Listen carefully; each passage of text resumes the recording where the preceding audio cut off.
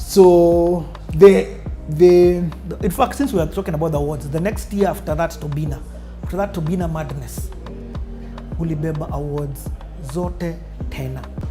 In fact, this time it became irritating. I think you even decided to quit Groove after that, and you gave out your awards. Let me tell you the truth. That was one of the toughest years of my career. People don't understand. Why? Because I've worked so hard, and the success imekuja imenipiga pap. So I was like, what is my next step? Because every time the next step ilikuwa nipata nishachukua the next step. But this time the hype ime catch up na mimi. We are waiting. So hype catch up na mimi, I don't know how to make the next step. Nika panic. So I did Saluti, which was very strategic, but it was more of out of the panic I was going through. But boss, you maliza us again still with Saluti. Yes, but it was out of fear. It was out of fear. People don't understand that part. Because the fear was, am I too much? Yes, you are. You get my point, eh? And if I'm too much, should I stop? If you're very keen, you'll notice in Saluti, I just did the chorus. Yeah. I didn't do any verse. And that's, you see, it's so funny. Let me tell you, I promise you guys are watching this and they're laughing. Because for them, they're thinking, they're thinking this girl was so strategic.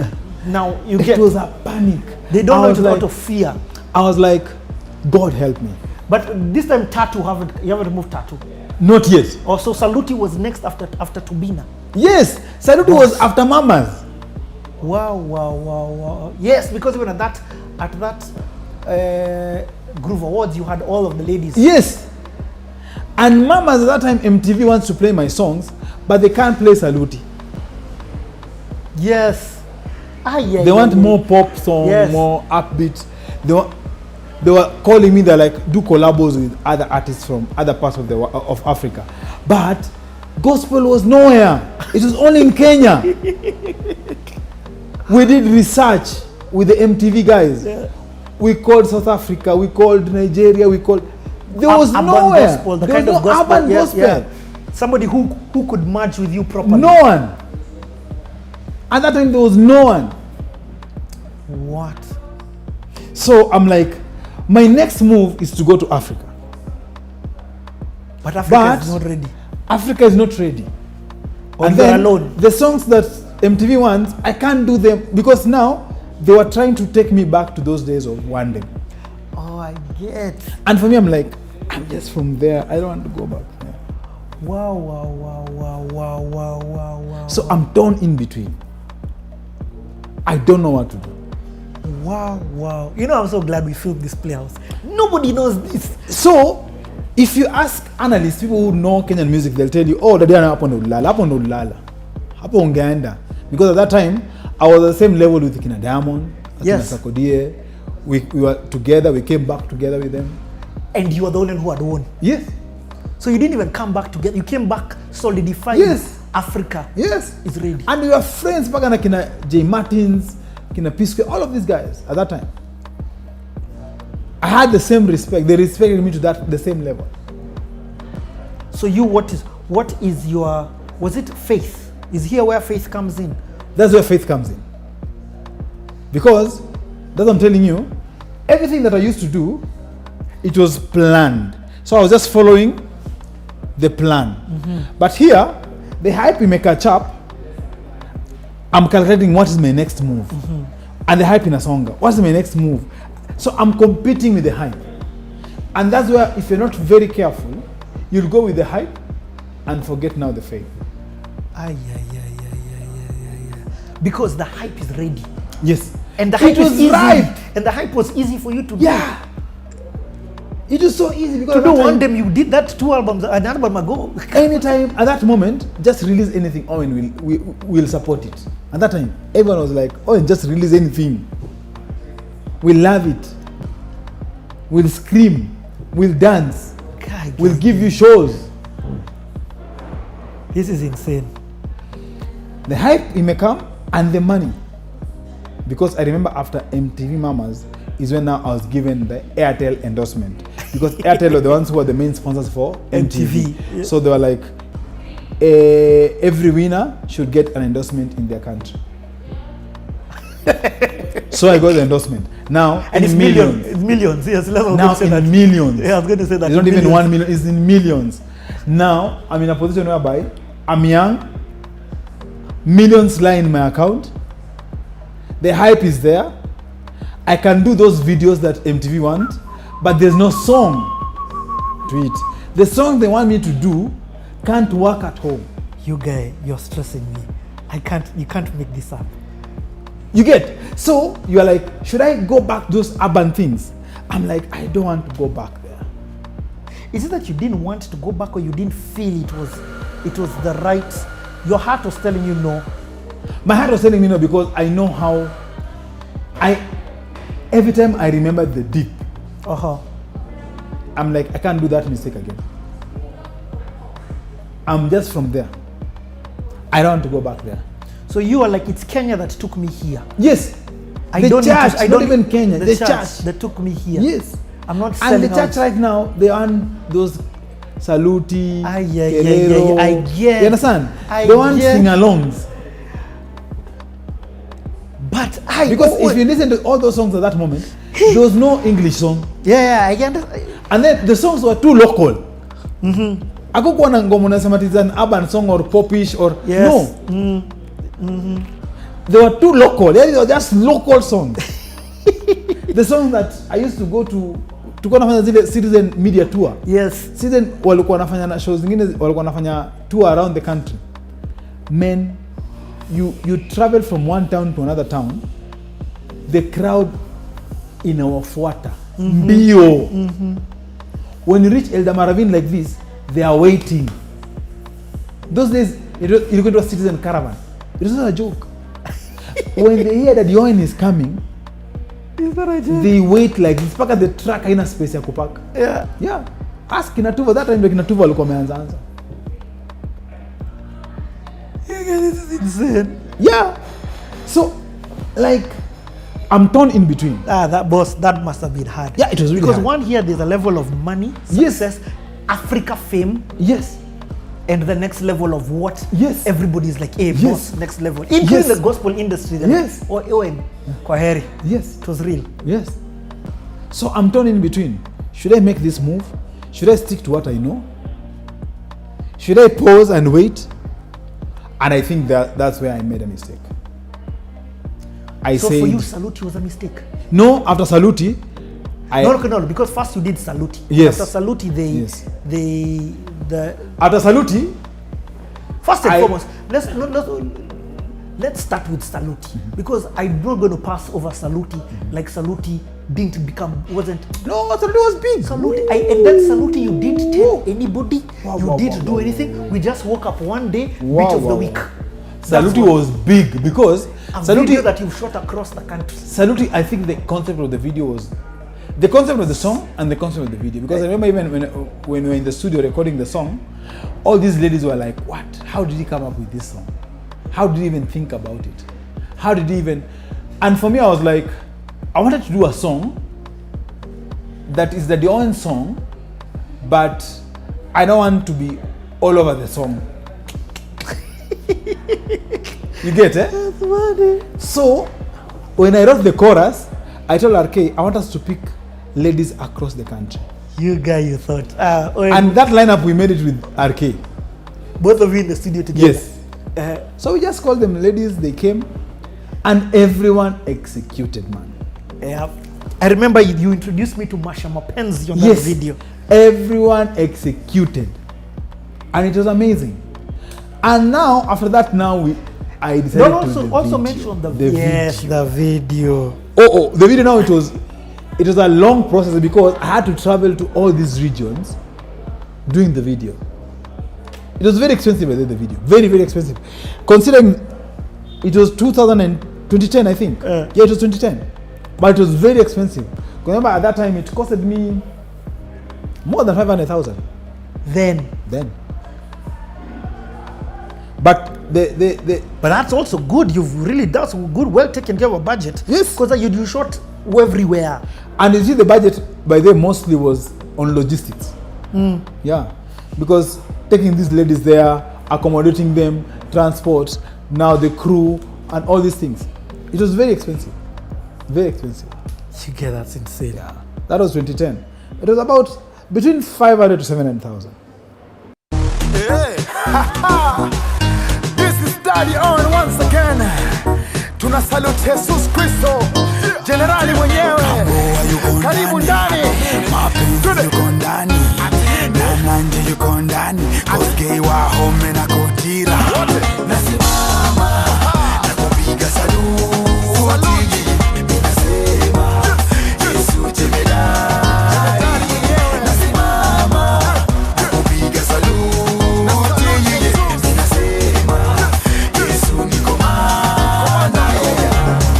Neongama mbewa kumosume Ngiasya Nguma nesyagu Kula ya sonu metia ndowe Bala ya sonde biketa ndowe Toigane tuwane kunene nene Gai Nama ondo makuno manene Jeso Hane ondo tatane hanene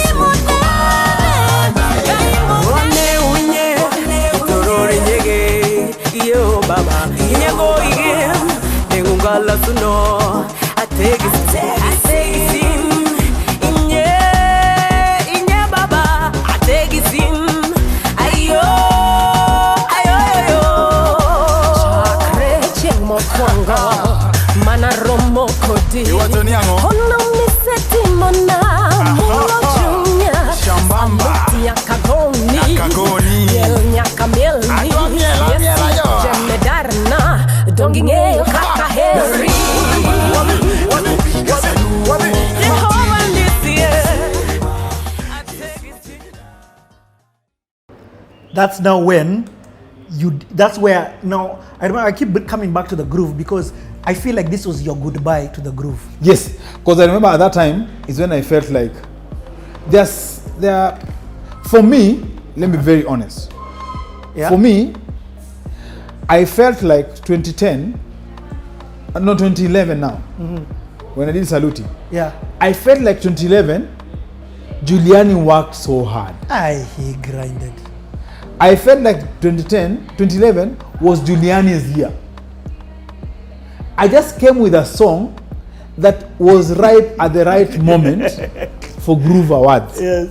You understand? I get it. So I carried everything, but deep down, as I'm Sani, I felt and I knew. You knew. It was Juliani's year. But, as you know, Groove is popularity contest, and mostly, guys, it's euphoria and all that.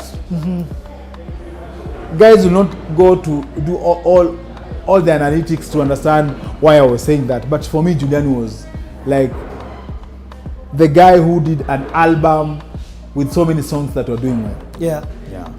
So I felt like it's just time to pass it on to, because I was so sure I'll win it that year, and I was so sure even next year if I did something else, I'll still win it. Yeah. Because the hype was around. Like I told you, there's sometimes when the hype is around you, there's so much.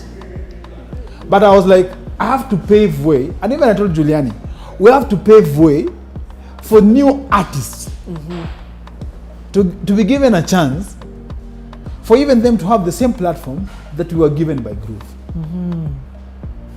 And if you check after that, Groove 2012 changed. Completely changed. It had like every artist won like one category. Yep. Because now the competition now became different. Because I think the same year when Ekodida won the Male Artist of the Year, I think. Yeah. And then after that is when Willie Paul won it. And then the Masai guy. No. Masai was after Baha. Oh, it's after Baha. Yeah. No, but what I like, you're right. After that, it changed. Even a new breed of younger guys came and all of that. And we gave even the DJ Mo's decided, okay, let's even DJ Mo's, all the veterans, the pioneers. All of them were like, guys, let's give a chance to these other artists. Yeah. Because if we didn't do that, to be honest, if I didn't make that move, to be honest, it would be very difficult even for other guys to give an opportunity to other upcoming artists. Yeah. So, though I also at the same time I have a Yes. different contrary view. yes. Sometimes that chance shouldn't be given. Sometimes that chance should be earned and taken. What I mean by that is I know what you're saying. you get, because right now there are some guys who are it also made the Groove Award not feel like the Groove Award. I know. Do you get what I mean? And I'm just giving facts I'm giving my opinion. There's a time where yes, you've won the Groove Award Male Artist of the Year, but wow. Let me tell you the truth. I always tell this. I always tell guys this. There's a very big difference between being popular and being influential. Agreed. You can be very popular, but you're not influential. For us, winning Male Artist of the Year, your life would change immediately. Yep. As in, everyone could see this guy is the male artist. And even the way you carried yourself as a male artist. Because at that moment, it's like you're the brand ambassador of the gospel music. Exactly. So even walking around, you used to walk around, about the way even social media, that's when it was starting. Yeah. Even what you post should reflect that I'm representing the whole of the gospel industry. So even the way corporates wanted to relate with you was on a different level. I know. Just Because the fact just that you had winning won, male, you could automatically even Group of the Year yes, would mean something for them and open doors for them. yes, Mbakina BMF. yes, I now forget. yes. That thing wasn't something small. So, because I remember after Groove like this, after Groove 2012, I think is when now I went to become Safaricom brand ambassador. I know. In fact, I found that very weird.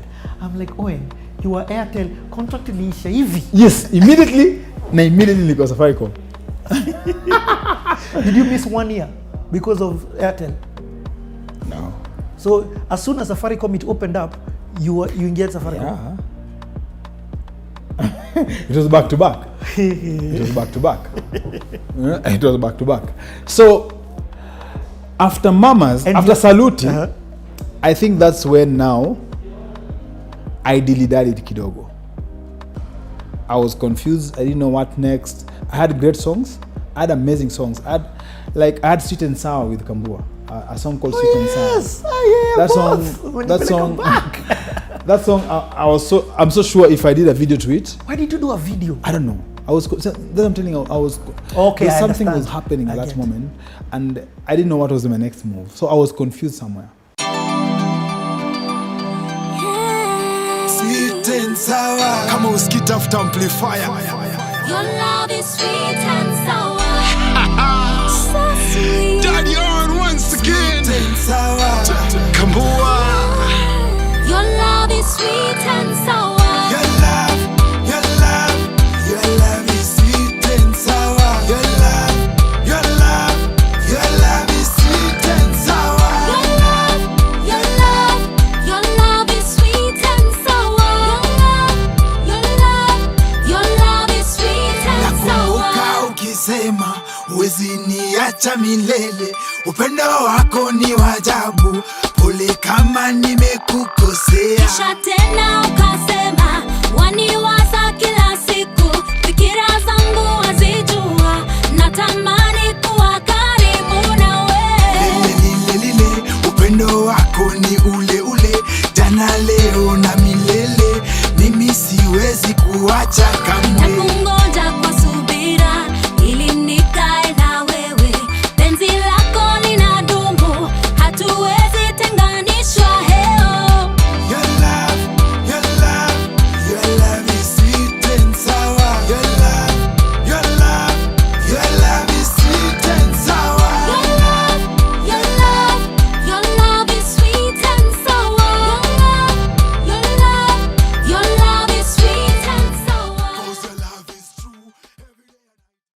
And then I had Duster. Which you had a video, Yes. which you shot. Yes. Even completely. In fact, there are 2 videos I want us to talk about that people don't know. You shot a full video for Duster, And I'm on fire. and then you shot the craziest video ever I've ever seen. Till today, by the way, I'm very serious. Till today, I've not seen something like that. I'm on fire. You know, I saw that trailer. It's like the Matrix. You're lifting motis. I'm like, what is going on? I think all the motifs are just in the air. I'm like, what's going on?